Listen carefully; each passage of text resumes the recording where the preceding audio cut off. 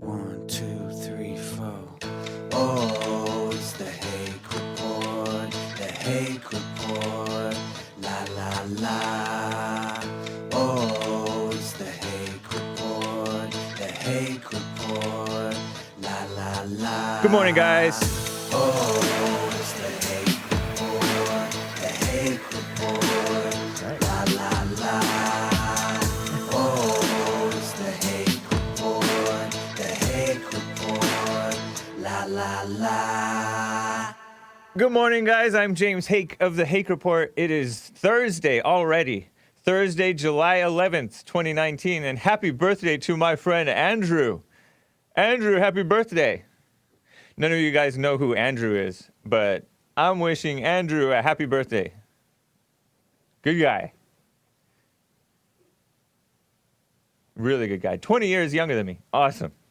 So, I am streaming live 9 a.m. Pacific time on Jesse Lee Peterson Show's stream. Thank you, Jesse Lee Peterson. On YouTube, Periscope, DLive, Mixer, and JLPtalk.com audio stream. You can catch the audio stream on JLPtalk.com. That's the exclusive place where you can catch the audio only. Say you don't have a whole lot of data or bandwidth to stream the video, you can catch it hopefully there. And thanks to Maria for letting me know that it wasn't working the other day. Hopefully it's working now. Monday through Friday, as well as Sunday, 9 a.m. on my channels, thehakereport.com, before church with Jesse Lee. So thehakereport.com for news, podcasts, and more. And that's 9 a.m. Pacific time. Los Angeles time. We're in daylight savings time right now. I have a little bit of white history for you guys. Photos of me from 5 years ago. July 4th, 2014. Me with my niece, a white baby. So cute. And I was shaven and I had a buzz cut kind of thing. I cut my own hair to this day and back then too. And a cute little white baby. My brother's child. Look at me. I was on my way out of town having just gotten off of the radio show, I think, if I remember correctly. Visited my brother on my way out of town. And it was, man, 5 years like that. And that was when I had just started like 6, 7, 8 months, 9 months maybe, into starting to work for the Jesse Lee Peterson Show as producer. But now I have longer hair, a beard, and I don't have those clothes anymore. I liked those clothes. So anyways, I have newer photos, but I'm hesitant to show them because people are psychos. Some people out there are psychos. And so I don't really want to show photographs of a more recognizable little girl that some psychos could, who knows what. People are psycho nowadays. Really, like, I've gotten phone calls from people I don't know, people who hate Jesse, who hate me, stuff like that. It's a mess. Stalkers galore. So, just gonna spare you guys the photos of myself present day with my niece. But anyways, I have more white history for you guys, but I want to just jump right in with some callers because I left some of you callers hanging at the end of the show, and I hope not to do that again because I really enjoy talking with you guys, and I know that you guys like calling in. So, Neil out of Wisconsin, first-time caller. Neil, how are you doing? I'm doing real good. How are you? Real fine, thank you. What's up? Oh, okay. I was just wondering, on what do you think about what's going on in like D.C. and Seattle and stuff with these so-called anti-fascist Yeah. groups and how they're treating not only the general public but the reporters of the press, like the freedom of the press, people that are trying to, show the rest of America what's going on. Yeah, especially the press that doesn't kiss up to them, right? Because there's some press who totally kiss up to them and whitewash the stuff Right. that they're doing. Exactly. Yeah. And it's okay for them to do that. Right. But as soon as somebody that has a little bit of a dissenting opinion on their point of view, that is the press, they target them and attack them. Yeah, or even just, I think even just the local news. One guy, my local news doesn't even cover this stuff. Yeah, it's not true. covered at all, Yep. whatsoever. In Wisconsin, do not cover it. I mean, you basically summed it up. Antifa is evil. They are anti-American. They hate America. And so, it's laughable about this fascist. How can they get away with assaulting people and not being arrested? Yeah. How can that happen in America right now? I don't understand this. I saw one guy's video. He said that politics matters because there are some people that want to be, I guess, anarchists or something like that. Not referring to these Antifa people, but referring to more like right-winger. There are voluntary. Because the politicians, basically, Neil, the politicians agree with them. The politicians want them out there. They don't mind them. They only want to fear-mongering. What politicians? Which ones? The local. I would say the local. Which ones are the ones that are projecting the hate and the violence? Democrats in general. It's sure as heck ain't the people that lean to the right. Right. Not anybody that I know. Yeah. Not me. Yeah.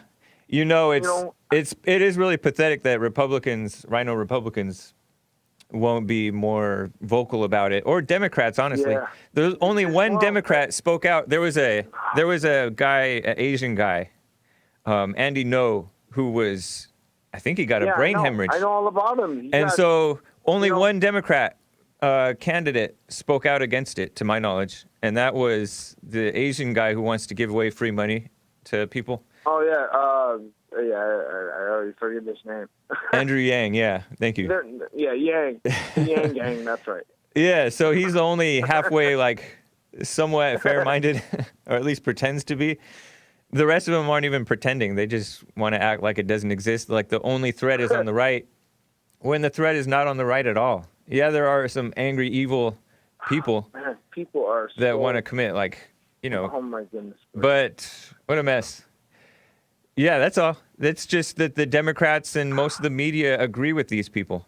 You heard CNN, even Mitt Romney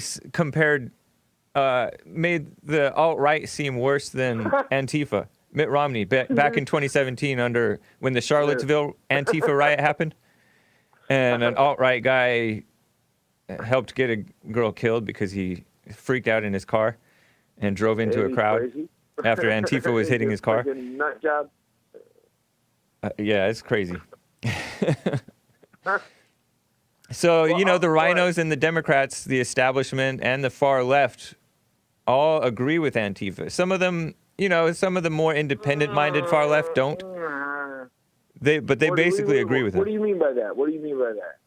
They cover for them. They act like racism exists. As far as you said, the rhinos and Democrats, and the far left, except for the independent. There are some independent-minded far left that are not for them. But generally, it's hard to find somebody that's really pushing for prosecutions, for investigations, for all that stuff.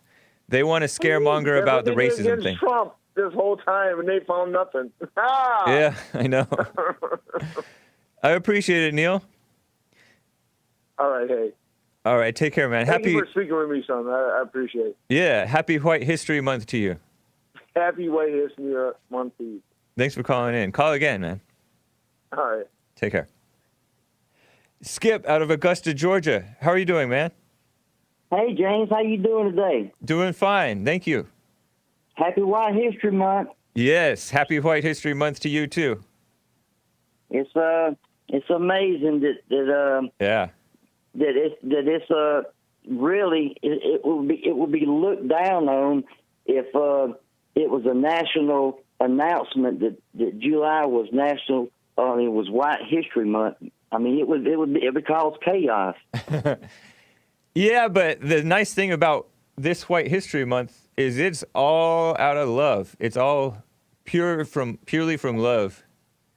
It is love. It's love, and there's no hatred in it whatsoever. When I say it, I tell my friends, Happy White History Month. Some of them look at me crazy, like I'm trying to be a racist or maybe just trying Trolling. to pick fun at the blacks or something. But it's not that. It's not that at all. Yep. Yeah, and all Hey, people get to celebrate it. That's right. Yeah. Let me ask you something, James. Mm-hmm. What, I didn't hear anything about Jeffrey Epstein on Jesse's show. Yeah. What do you think about that? What do you think? You know, do you think a lot of big people are going to fall? No, I don't think so. What- I would be You don't? I would be really surprised. So Jeffrey Epstein, somebody called my show the other day about this whole case. So Jeffrey Epstein is accused of running like a sex ring type of thing, prostitution. And so he's accused of that, and I think that according to the Miami Herald, he did at one point in 2007 or 8 or 9 or something, he did, according to the Miami Herald, was forced to register as a sex offender for life for like pleading, soliciting prostitution or something like that. I don't think anything is going to happen to anybody big. I mean, he is big, yeah, but he's not like, I don't think anything is going to happen to the Clintons. Nothing's going to happen to Trump. Trump is not even involved in this whole thing. And so, yeah, I don't see anything happening because, nothing ever happens to the corrupt who are like establishment people like that. They're never taken down. The country has become that corrupt that nothing happens to people anymore. And they're not going to step down. They're not classy the way that I suspect that Richard Nixon was classier than them. And Richard Nixon did step down. And I think he might have, I don't know if he was impeached afterwards, but he resigned, right? So I don't think that, but he was from a different generation than from these people. And Richard Nixon was a Republican, and some people really like and respect him. And so I don't really know a whole lot about Nixon, but I don't see the same thing happening with any of these people. Well, I know It's one wishful thing, James. If Jeffrey Epstein wants to live, regardless if it's in prison or a free man, he'd better keep the Clintons' name out of his mouth, or he'd be found suicided. Can you repeat that? I said Jeffrey Epstein, if he wants to continue to live, he better keep the Clintons' name out of his mouth, or they'll find him committed suicide in his jail cell. Who knows? I appreciate it, Skip. Anything else? No, that's it, James. I will say one thing, because I mentioned this the other day, that this attack on Epstein is just another example, just like with the attack on Harvey Weinstein. It's just another excuse, another wedge to get in on the more questionable men, to get into all men, attack all men. It is an attack on men. You notice that?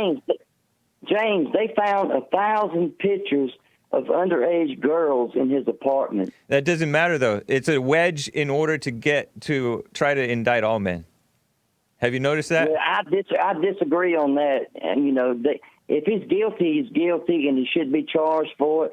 And if so, you don't see them using this crime, supposed crime, as an excuse to attack all men? No, I don't, James. How in the world can you come up with that conclusion?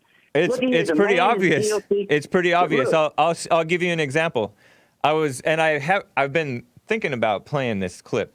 One of the women who was supposedly claims to have been recruited from the Mar-a-Lago when she was 15. She later on she admits that she went on to help recruit younger girls once she was an adult. So she was an accomplice to this, right? And then she, rather than taking advantage, responsibility for herself, she declared it a men versus women thing. And I have a clip of her doing this. And we plainly see this whole thing as an attack on men. Do you see? Okay, so with this Dylan Roof thing, here's a parallel. You know how Dylan Roof shot up the black church? He's a white boy, and he did it sort of in the name of creating a race war, because he was He felt there was an attack on whites, which there is. His case is being used to attack all white people. You notice that? The Dylan Roof case? You notice that his case is used to attack white people? How are you going to compare that with Jeffrey Epstein and him being caught with 1,000? Just one thing, being caught with 1,000. I'm not talking. I don't care what Jeffrey Epstein did. I'm saying that they're using his case to attack men. That's not attacking men. That's no, they are attacking men. You haven't been paying attention to what they're saying. James, that is attacking the bad men. No, bad men out no, man, I can't believe you're falling for this, man. You got to pay attention to what they're talking about out there. I mean, it doesn't matter. They're gonna attack all men, anyways. James, has anyone, even the crooked CNN, said anything about it attacking men? Oh, no, yeah. it's not attacking men. Yeah, they are. They're holding him accountable for what he's done, and. But you're missing the point, Bill Skip. Clinton saying that he didn't have anything to do with Jeffrey Epstein when the flight logs, which can't be forced, said he took 26 trips with Jeffrey Epstein. Are you afraid that these men are going to come down and bring every man down? They want to take every man down. They're already doing it. Viewer USA on YouTube says, the hillbilly man is correct. James is now defending a GD pedophile. And that's not the case. I never said that he did or did anything. I'm talking about they're using this case to attack all men, just like they used the case of Dylan Roof, who did wrong, to attack all whites. It's funny that you guys don't see that. James. He should be held accountable, and every person I didn't say that he has shouldn't. anything to do with him should be held accountable. And I don't look at every man as being a Jeffrey Epstein. But other people do. No, who, James? I've heard nobody say that but you. All right, Skip. Just keep your eyes peeled for the attack on men. Just keep your eyes peeled in the mainstream. All right, James. I'll go drink a 40 on that one because you got me messed up on that one. All right, take care. All Bye. right. Let's see. Kelly out of Georgia, first time caller. Kelly, how are you doing? I'm good, James. How are you? Doing fine, thank you. So, first of all, I just want to say I think you're sweet and kind and smart. I just want to know, you really believe everything that comes out of Jesse's mouth? No. Okay. Because you sound very smart when it comes to the Bible. But a lot of things Jesse says don't jive with the Bible. Yes, it does. So everything that he says jives with the Bible. He don't even read the Bible. What yes, are you he does. About? He does read the Bible. Does not. He picks and chooses the You pick and choose too. Yeah. Who doesn't pick and choose what they read from the Bible? That's not what I'm talking about. Yes, it is. It's the same thing. James, I know you're smarter than that. No, I think that you're missing it. No. Yes. He picks and chooses. No, that's not true. It's quite clear. It's quite biblical everything that he preaches. As far as the Christianity stuff goes, it's quite clear. It's quite biblical. He's far from it. Give me an example. Give me an example.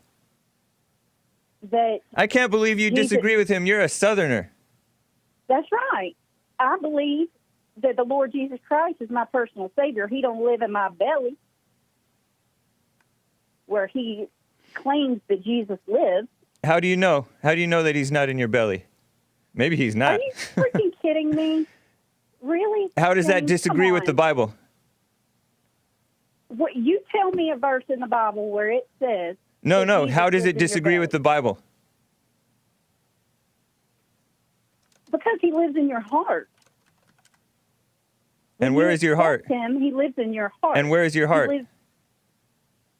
It's not in my belly. How do you know? James, come on. You know anatomy. Come on. Kelly, you're being nitpicking. I'm surprised at you. You're a Southerner. You should be wiser than this. James. How old are you? Does your lips get chapped kissing Jesse's butt? Kelly, I gotta go. You're being ridiculous. You're an evil woman. That's nasty. It's the truth. No, goodbye. Disgusting. Shameful. And I love the South. That's two Southerners who are blind. Skip's a nice guy, too, and Kelly sounds like she's supposed to be nice, but maybe it's just that Southern accent fooling me. Ridiculous. But I'm shocked at you guys not seeing the attack on men.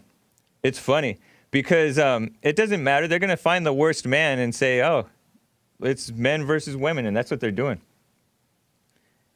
Just like the attack on whites. They find the so-called worst whites and then use them to attack all whites. Let's see. Mark from Brazil. How are you doing, sir? Doing good, sir. How you doing today? Doing fine, thank you.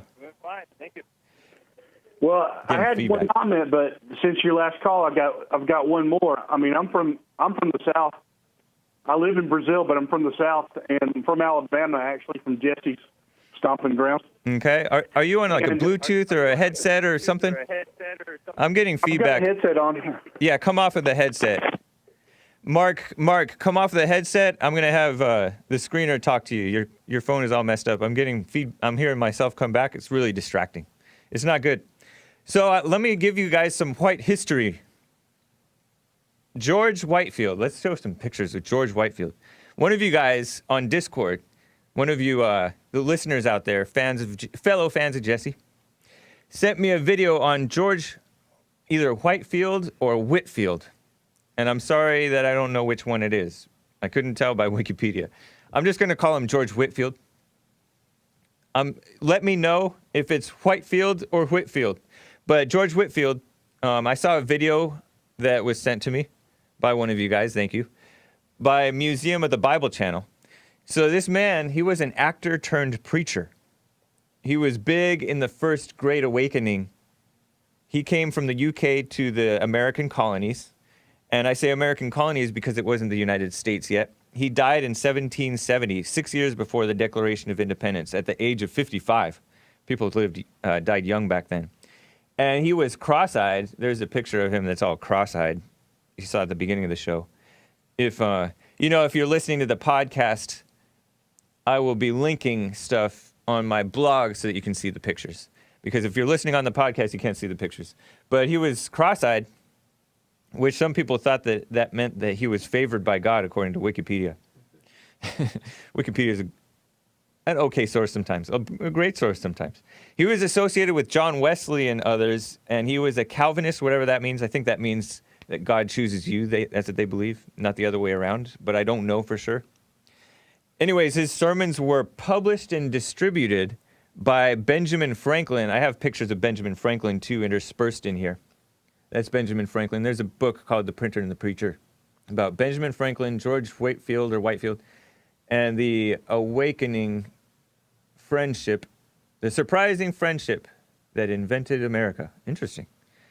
So anyways, Ben Franklin was a printer and one of the founding fathers, I believe. And he was impressed by George Whitfield's ability to speak. George Whitfield would talk to crowds of 10 to 20,000. And this is before they had microphones or anything like that. You just stand up on a platform and project. It would go, according to what I read, he could be heard at 500 feet, which is like 160 something yards or something, which is, 150, more than 150 meters, I believe. George Whitfield told Ben Franklin the Bible verse, John 3:3, and we showed this Bible verse earlier. I think we still have it. It says, "Unless one is born again, he cannot see the kingdom of God." And that's from John 3:3. And that's a quote from Jesus to Nicodemus, the Pharisee, I believe, who came to visit him at night in secret. Isn't that interesting? Isn't that a nice quote? Unless one is born again, he cannot see the kingdom of God.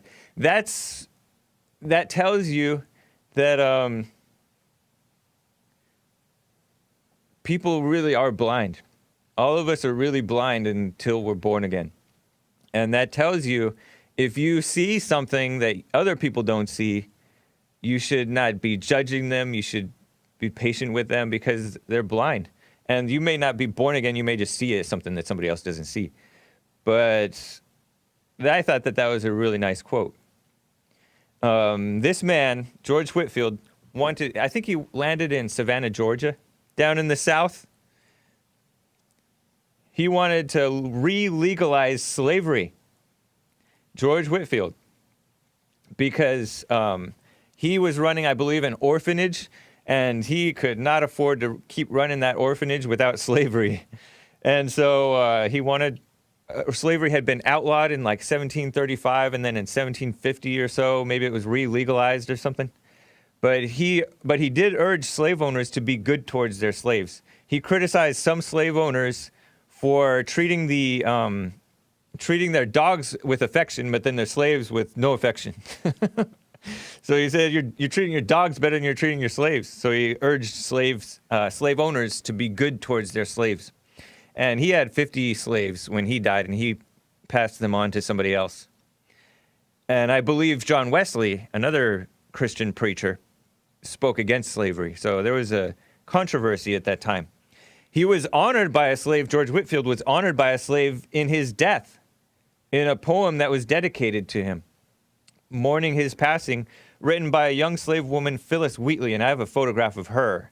Not a photograph, but like a drawing or something of her. And the Phyllis Wheatley, was born in West Africa. She was taught by her so-called progressive slave masters to read and write, and she lived until the age of 31, died young. You have the pictures of her? She married a free black man who I think died later. She had kids die, and she became poor after becoming freed. Her slave master helped her publish her book. There's a picture of her. Her slave master helped her publish a book of poems on morality and various things. But she wasn't able, once she was freed, she wasn't able, poems on various subjects, religious and moral. Phyllis Wheatley. And I think she went to London to help get that published. It was easier back then to get stuff published through London. But she became poor after being freed, and she had trouble. She wasn't able to publish a second book of poetry. But I have an example of a slave in Phyllis Wheatley. Thanks God for slavery. One poem by Phyllis Wheatley on slavery is called On Being Brought from Africa to America, and I have it for you. 'Twas mercy brought, and there's a picture of it right up here. 'Twas mercy that brought me from my pagan land, taught my benighted soul to understand that there's a God, that there's a Savior too. Once I redemption neither sought nor knew. Some view our sable race with scornful eye. Their color is a diabolic dye. Remember, Christians, Negroes, black as Cain, may be refined and join the angelic train. Isn't that a nice poem? So Jesse Lee Peterson is not the first black to thank God for slavery. Well, here she doesn't mention slavery specifically, but is glad to be in America. And that's what Jesse is, glad to be in America, a Christian nation, as opposed to her pagan land, as she called it. And she did describe slavery negatively at another point, but she was glad to be a Christian. Isn't that nice? So, let me get to Patrick, first-time caller out of Arizona. Patrick, how are you doing?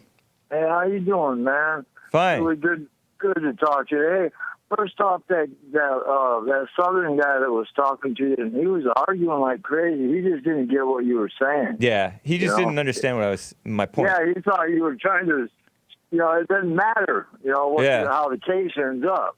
They're going to use that to go after us. So let me tell you something else. I'll say this because you can't. Okay. Jeffrey Epstein was a special boy, if you know what I'm saying. He's Jewish. Okay, he doesn't consider himself white, brother.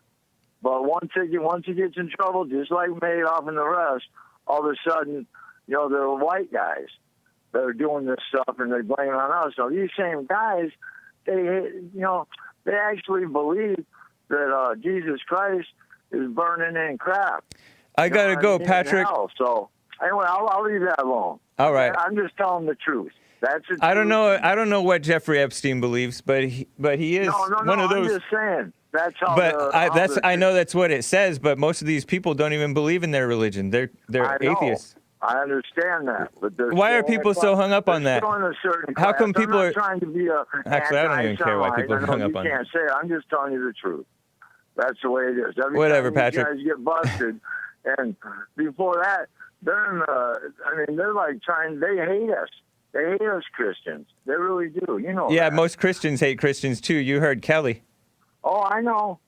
I've never seen the world like this, man. I'm 61 now, and it's just horrible. And did I hear you say something about alt-right?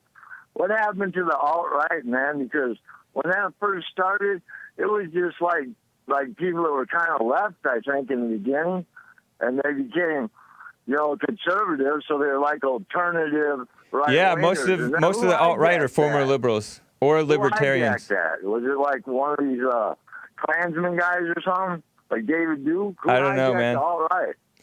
I don't know much about it. I know a little bit about it. Everybody's afraid to say alt-right like it's poison too. Wow. I mean, the political correctness and what people are afraid to talk about is just weird these days. Our freedom of speech is gone. Now, who's doing it is that gone. to us? I'm not trying to sound like Owen Benjamin. I really, he ain't really somebody I subscribe to, but, who started, Patrick, are you a successful man? On a subject. Patrick, let me ask. Let me ask about your Patrick. Patrick, you just saved my life, man. Yes. Are you a successful man? Not really. I was at one time, when I was in Michigan, and I went to California, and I got took down, man. I don't even want to get into that. I got targeted, so we don't want to talk about that either on here, because it's something that you start talking about, you sound nuts. Yeah, I was for sure. Successful in my world. I basically lived most of my life in a society within a society. I was a member of a motorcycle club, a very large, notorious one for years. But I always loved the Lord, man. I'm a Irish Serb, baptized Catholic, and okay, and that's just. I'm from Detroit. I was born in Detroit.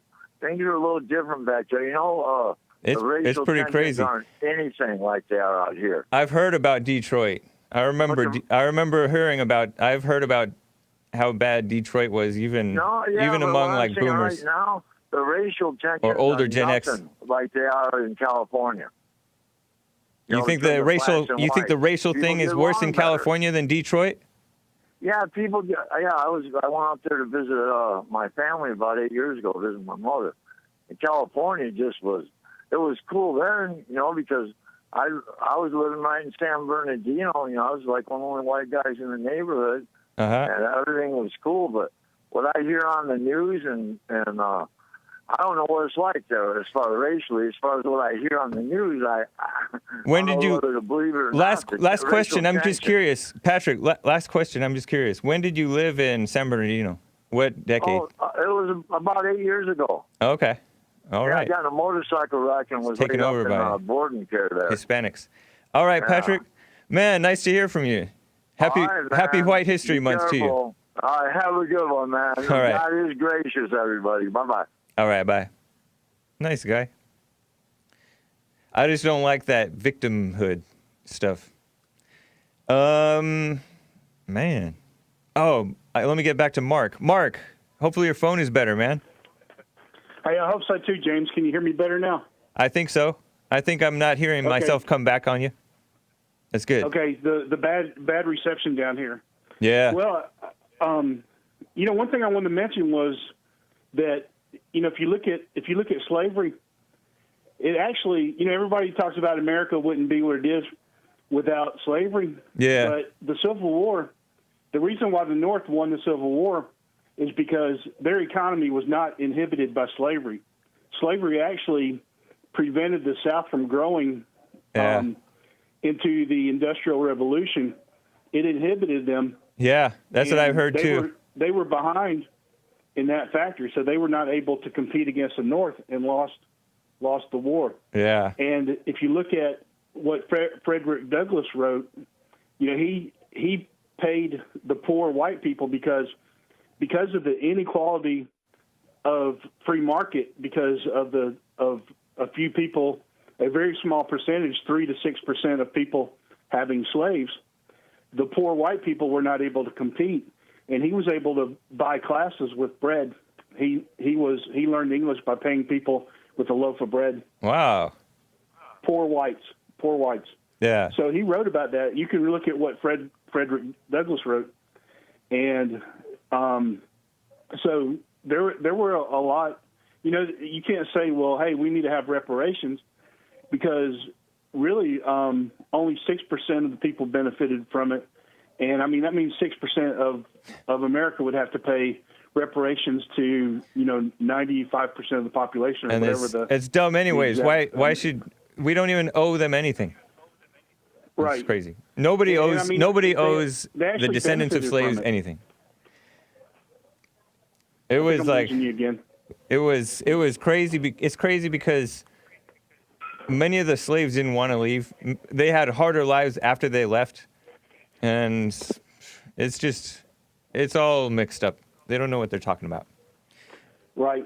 Well, the ones that went back to Africa, they all suffered tremendously. Yeah, big time. Yeah. Yeah.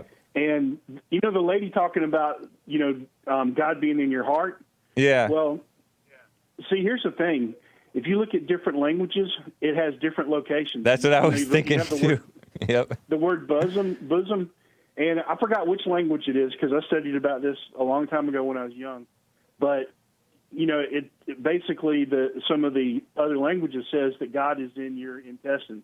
Yeah. And it could be Hebrew. I'm not sure, but so I mean that's this considered the center of your body. Yeah. And that was before they had anatomy. So a heart and basically heart means the center. It didn't necessarily mean the pumping heart at that time. Right, and it's just an organ. It doesn't. Right. It's not like so it's just that was like making semantics and getting angry. That was like the worst thing to be nitpicky about regarding what Jesse says. And I'm from the South and from Alabama, and I support Jesse. So right on, man. What took you, out of curiosity, briefly, if you can, what took you to Brazil? Well, I was always interested, and one good thing down here, like today I've heard you and Jesse talking to like nasty women, and you don't really have these nasty feminists down in Brazil. The women are, the way women should be, and they're not tainted by this, nasty radical feminist. That's what took you to Brazil? Garbage. The women? That's not the main reason, but okay. I discovered that while I was in Brazil. Okay. I don't know. I think it's a facade, but sometimes culture can tame people. The culture is more tame. I could give you that as far as how the women act. I mean, there is that problem down. I mean, there's some serious problems here, but I think because there's less people grew up. But you didn't answer just briefly. What took you to Brazil? Just wanting, because I studied emerging markets in university, and I was expecting there to be some economic growth in the market down here. So I wanted to jump on that wave. And I mean, I did experience. I mean, I started my own business down here and had some good contracts with the oil companies. Yeah. So it's starting. Right now, it's actually starting to grow. So I went through a little bit of a slow spell, but congratulations. I'm still financially independent, so it's okay. And you're a white man, right? Yeah, I'm white. All right. Well, happy White History Month, and I wish you well in Brazil. Yeah, happy White History Month. Thanks for calling in again. It's awesome. Cool. I posted it on my Facebook, and nobody responded. Oh, yeah. That's fine. It'll grow in time. Give it time. So all my friends are cowards. I have a bunch of cowards, beta males for friends. Sometimes they just don't see it, All right. Take care, Mark. Nice to hear from you. Take care, James. Good to talk to you. All right. Bye. Again. Bye. Alex out of San Antonio, Texas. Alex, how are you doing, man? Doing well. How are you, James? Fine. Happy White History Month to you. Yeah, happy White History Month to you, too. Cool. So I was calling because I heard you talking to that woman from the South. Yeah. I got her name. Kelly, I think it was Kelly, yeah. I'm surprised at her. And she must listen to Jesse because I would assume that she would agree in some sense, but I don't know. Maybe she's just got tripped up on that thing. When you have knowledge that you think you have, you go on a trip and like turn on people that are your friends. I think it was something in her that just made her call it Satan or whatever and try to disagree with you. Because I could see her trying to control you. I could see her, like you said, driving a wedge between you, so it would like kind of separate you from Jesse, right? Right. And you just handled it so well, and you just wouldn't let her control you. And I thought that was amazing. Nice. Thank you, man. I appreciate that. Yeah, man. But I had another question, though, about the homeless in L.A., because, I see those videos, and I'm so curious about what's going on over there. It is such a mess. Is it, like, all over the place, or is it concentrated in certain parts? It is. Okay, it is concentrated in certain parts, but it is all over the place. It's grown to where I have never seen it, and I never imagined it would be this way. Like, I've seen it spreading towards this side of town, and this side of town is pretty nice, but it has gotten so out of control because I blame the Democrats. I blame partly Obama, but I blame mainly the politicians here, maybe even the rhinos. Maybe there's something left over from Schwarzenegger, who was a rhino, turned out to be a rhino, the governor. But yeah, the city is awful. The city is so evil. They're more hung up and concerned about straws and plastic grocery bags, which are being littered by the immigrants, not by the white people. And maybe some of the blacks, but whites don't tend to litter like that. And not when I say immigrants, I mean also like the illegals. But these people don't care about the homeless. They pretend to care. And they don't care about the illegals. They pretend to care. And they don't care about the rich people. Some of the rich people who are liberals are getting riled up about some of this stuff. You saw probably somebody on Twitter, like I think might have been Cher, was mad about the fact that we have this homelessness crisis, and meanwhile they're trying to truck in all these illegals or something. And I think Trump retweeted her. Gonna do? But nothing. Yeah, it's so insane. I guess when you're blind and have low morals, your life kind of falls apart and you don't run things right, and then the people who are living in those conditions, who vote these people in, don't have the sense to try something else. What have you got to lose, as Trump said to the blacks? That's what he should say to California, because California is taking a major slide. It used to be, I think, the third largest economy in the world if it were its own country. I don't know. I've heard something like this, and now it's the fifth. It's taken a drop. And it is, the rich people are doing okay, some of the really rich people. But generally, the normal people are miserable. But some of them are too blind to realize that they're supporting their enemies. Well, see, the thing with liberals though is because they're blind, it almost consumes them, because they get poor because of liberal policies, because the government's restrictive, puts on higher taxes, doesn't let them breathe, and then all they can see, a way to get out of it, all they can see is, we just need more government, but we need government to support us. Tax the rich and give it to us, not realizing that taxing the rich is going to do the same thing, and it's just going to make more people poor. Yeah, that's the millennials for you, man. Cycle. That's the millennials with this whole, the jobs, the cost of housing, the wages being stagnant, and the socialism and the free education. Government being involved and subsidizing and all that stuff with the education system is the problem. Mm-hmm. That's what's been driving up and inflating the costs of so-called education, which is really just indoctrination, useless.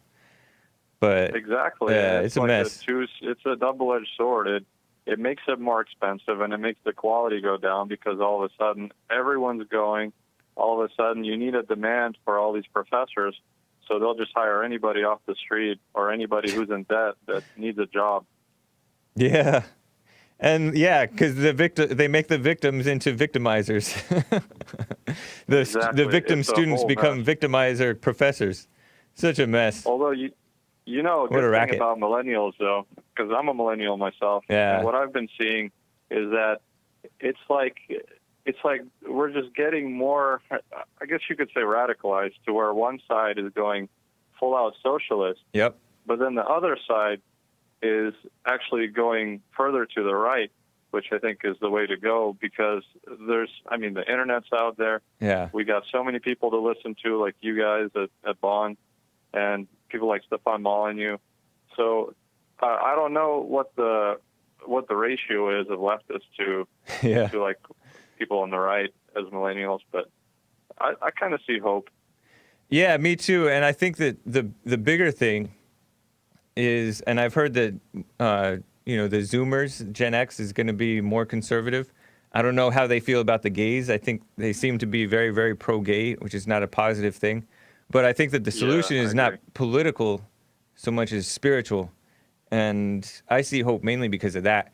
People have been awakening spiritually because of the president, for one, Trump, and people like Jesse and others just spreading the actual truth and having people look at themselves. And that's what really changes people.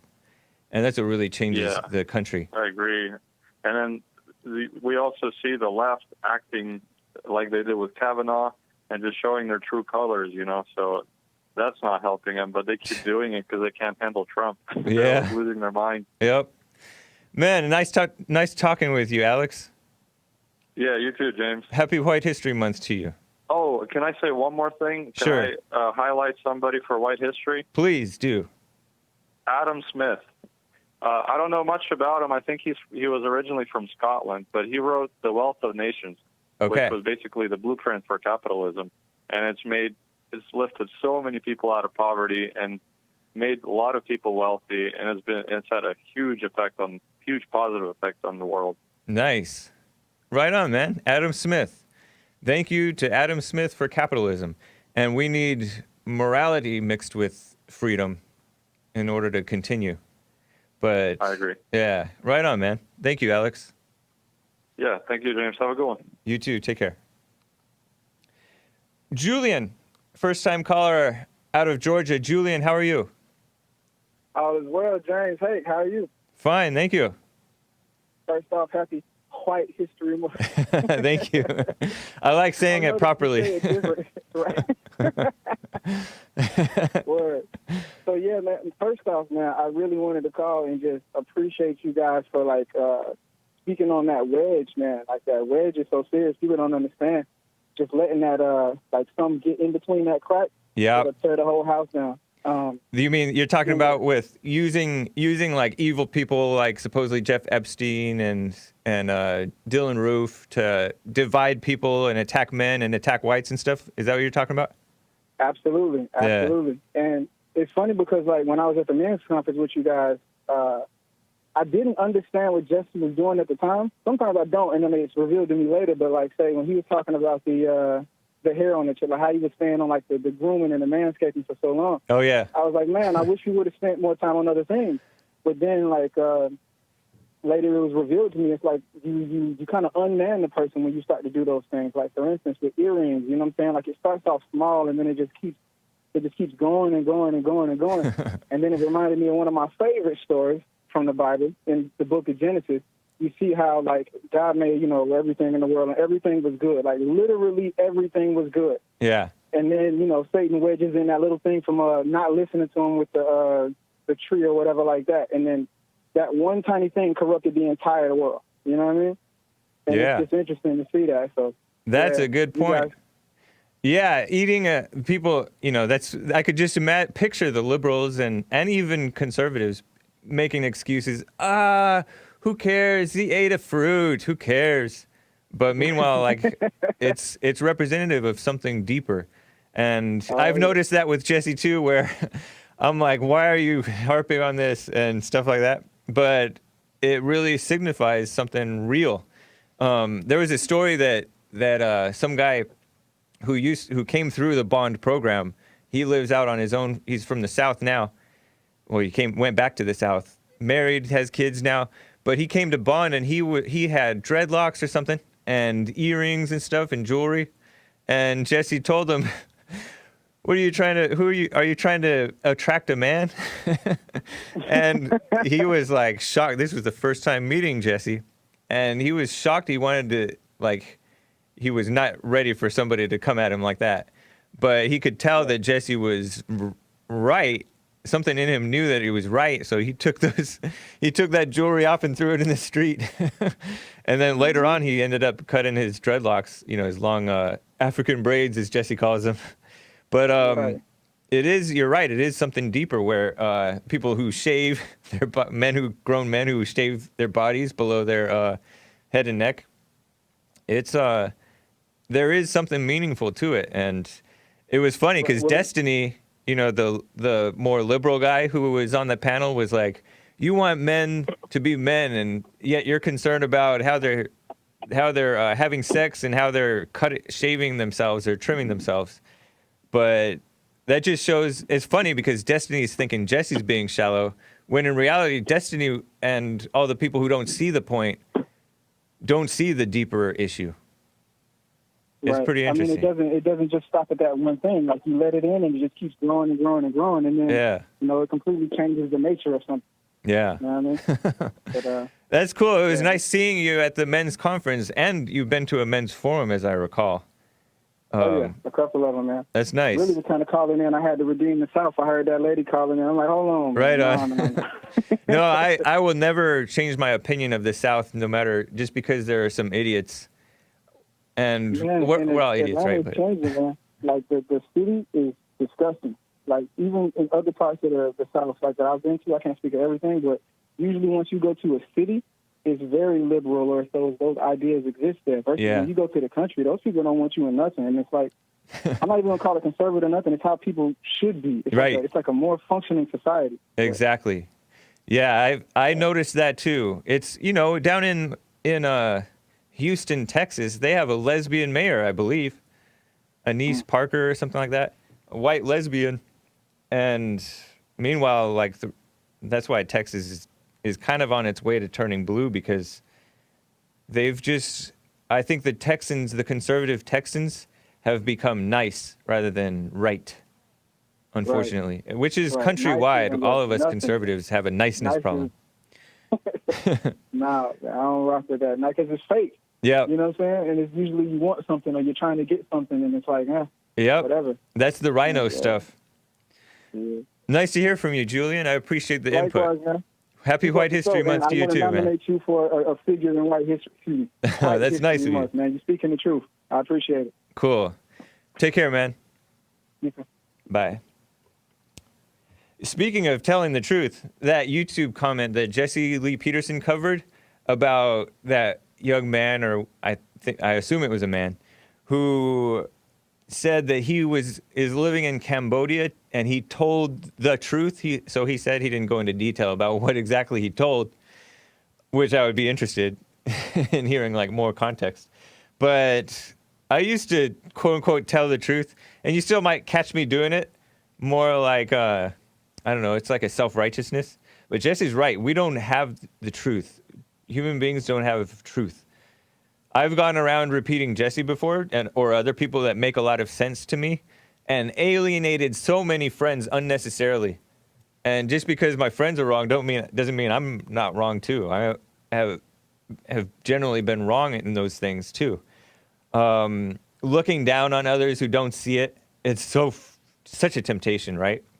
Sometimes a caller may call in, and that really gets the chat going. It gets me going. Sometimes Joel gets into it a little. But I knew that I was wrong sometimes when I did those things, when I would, quote unquote, tell the truth.